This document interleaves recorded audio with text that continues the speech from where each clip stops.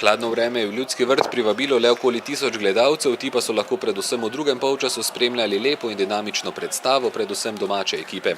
Začetek ni bil obetaven, saj so iz prve prave priložnosti prek Burgarja povedli gostje, že pred polčasom je izenačil Tavares. Zmaga je lepa, zmaga je zaslužena.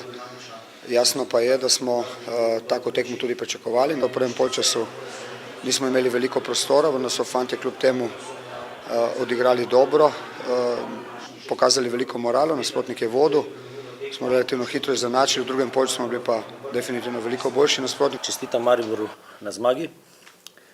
Mislim, da smo dostojno predstavili Gorenjsko, da smo odigrali dobro tekmo. Maribor je imel iniciativo, bil boljši v polju, ampak mi smo bili tudi nevarni in mislim, da smo tudi dobro odigrali. Vsaj mene Triglav presenetil z visoko postavitvijo, ampak na srečo smo dali gol do polčasa, kar mislim, da je bilo ključno. V drugem delu je po menjavi Dejana Mezge na sceno stopil mladi Martin Milec in zadel kar dvakrat, kar je bilo dovolj za slavje na sicer hitrem in spolzkem igrišču v Ljudskem vrtu. Dolgo sem si predstavljal ta trenutek, danes sem ga končno dočakal in tekma kot tekma je bila zelo težka, vendar s klopi sem prišel noter kot džoker in zadel dvakrat.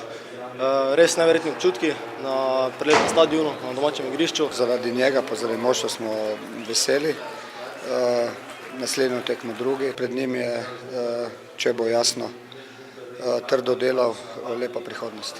Igrišče ni bilo optimalno za igro, vendar kljub temu je potrebno ljudem, kateri so igrišče očistili, čestitati. Mislim, da igrišče je bilo super pripravljeno. Če v Celju niso mogli, ki je nek reprezentanci stadne, da niso mogli pripraviti igrišča, tle so naredili vse dobro, tako da. Vijoličasti tako ostajajo tudi po 19. krogu neporaženi na prvem mestu. Vse začasna prednost pred Domžalami pa je poskočila na velikih 9 točk.